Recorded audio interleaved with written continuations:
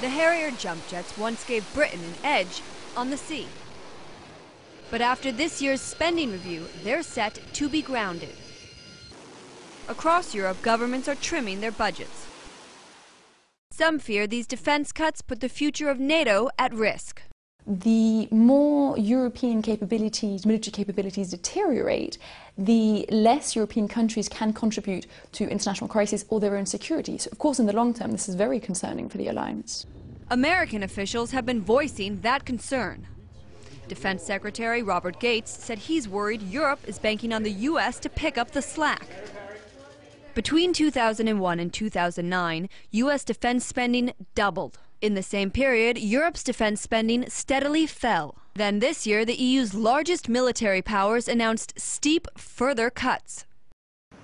Analysts say it's not actually the amount of money the Europeans commit, but rather how they spend it. In aggregate terms, Europe still spends more than China or Russia on defense. The problem is the funds are fragmented between the nations, and that leads to duplication and waste. Britain's leaders will now be calling on NATO to consolidate.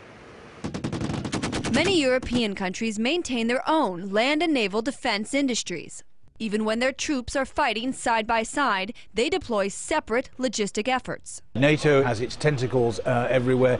It is a bureaucratic nightmare. There are far too many bases. There is far too great an expense on the bureaucracy that goes along with it. Considerable savings can be made. This weekend we'll set in store an agreement whereby something like 10 to 15% cuts will be made.